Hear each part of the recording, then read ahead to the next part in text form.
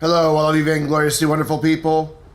This is the Ocelot XA-21, and I'm about to find out if it'll off-road. This is the second most voted for vehicle this week, coming in with an even 20 votes. XA-21, but only 20 votes. Come on, one more vote, we could have done that. Anyway, so, all-wheel drive supercar. I think we already know, yes, it'll reach the top of Mount Chiliad, because most all-wheel drive supercars will do that thing. The question is just how fast. I mean, the XA-21 is no slouch whatsoever. Fantastic car to drive.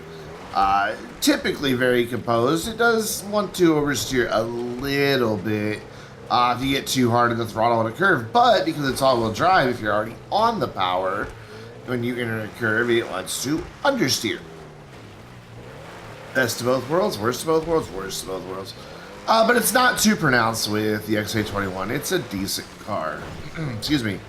And of course, it's got the active aerodynamic spoiler in the back, which just makes it look cool. Oh, look at that two-wheel action. That was some Dukes of Hazzard shit right there. That was awesome. But, yeah, XA-21. Looks good. Cool active aerodynamic spoiler. But the sound of this car... yeah, it just makes a good sound. I don't think there's a supercar really that just makes a more aggressive sound than that. There are, you know, like, there's the Turismo startup sound, which is fantastic. You know, absolutely love that. But this is something special.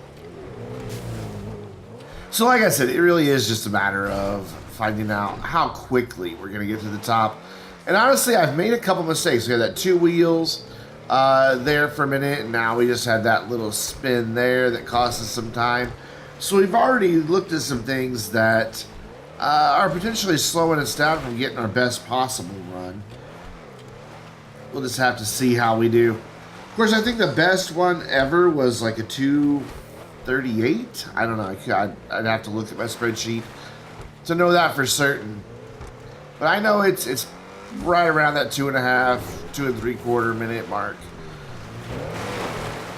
and we're kind of getting close to that 2.5. So I don't know that we're going to get that 230 with the XA-21, but we should still get a pretty decent time here. Again, the car just wants to slide away from me if I get on too much power in the middle of a turn, so that's what I've been struggling with. But other than that, it's been very pleasant to drive. And it should have no issue getting right up the side of this hill. And like I said, no issue. Even started wanting to go to the side a little bit. Easy to correct, up and over the bump. And we are up 2 minutes, 43 seconds. So will it off-road? Again, yes. But again, we knew that. It's obvious it will. Pardon my squeaky chair. That makes it the third fastest supercar, but barely. We're talking about 0.05 of a second that it beat out the Tempesta. And of course, it comes in just behind the X80, which was the first, and the Entity XF, which is the second place supercar.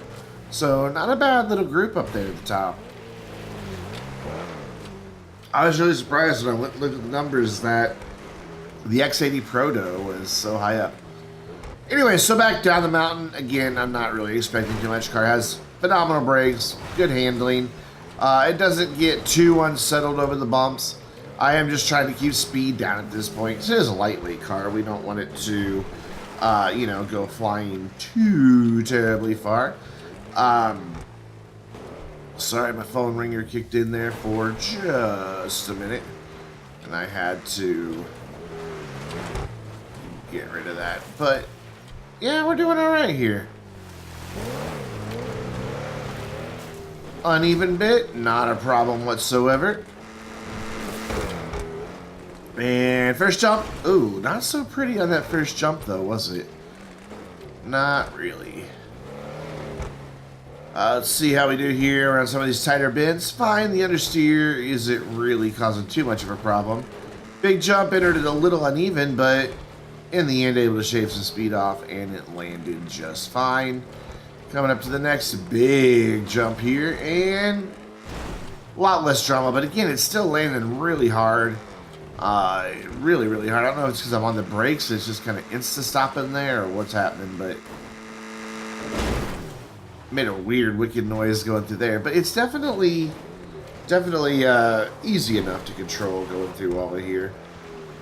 There we go. Turn on the phone so that, or turn off the phone, so that if we get another call, we won't get ringtones in the middle of the video. Because it'd give me a copyright, well, not a copyright strike, it'd give me content ID'd. So ringtone is a Beatles song. So, down to our final little bit of dirt here. Odd little collision with the hill. It's nighttime, so it's kind of hard to see exactly what's going on. I know. I try to avoid these nighttime runs. I've learned a lot, but I recorded this video, believe it or not, like almost a year ago. Like the actual footage was recorded. It was towards the end of November last year. So yeah, kind of crazy. And it's just now making its debut on the channel. But there you go. We are down 2 minutes, 35 seconds, almost 35 flat. So it's time to go back to the top of Mount Chiliad and fling this thing off the side and see what happens. And yeah, painful. Very painful. There we go. Got it moving. Didn't want to move there for a second. Seems to be struggling to get through these rocks. Keeps getting stuck on things. We've lost a headlight. We've lost a windshield. And I think that's it so far. Oh, and tail light. So far not too bad, despite just the beating it's taking against these rocks. It's doing okay. Keeping up the speed here. Not getting as stuck as we were earlier. Yeah, as stuck. We're still getting stuck, though. Wedged against that rock just a little bit. Ooh, ow. And we're going to turn around here and head on out. There we go. Whoop.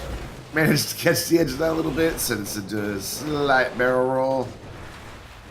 And backed into a tree. Awesome. Very fun. See if we can't thread the needle here. Oh, nice landing into there. Love doing that. Jumping right into that tunnel. It's harder than it looks to get the speed just right, as you can tell by that fail on that tunnel there. And then I slammed into the side of it.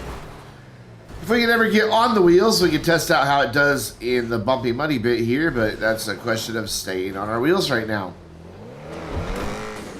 There we go. And of course, I had to immediately slow down. Excuse me as I hiccup, because I can't see where I'm going. And we've got the wood pile, no headlights left, but we are down 1 minute, 47 seconds. Let's take a look at the damage. The headlights and one taillight are gone, the windshield's gone, the hood and trunk won't close, and the doors won't close. Aside from that, it's in pretty good shape. So that is going to bring us to our next vehicle. The Karin Dilettante.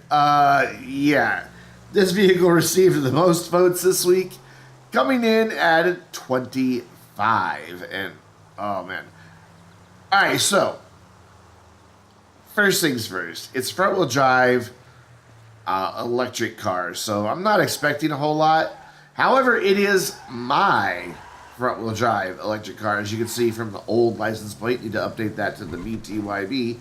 But it's the old one here on the license plate. But at least I own it, so it is upgraded. I don't remember what all upgrades this gets. I want to say that, strangely enough, there's a turbo on this, if I remember right.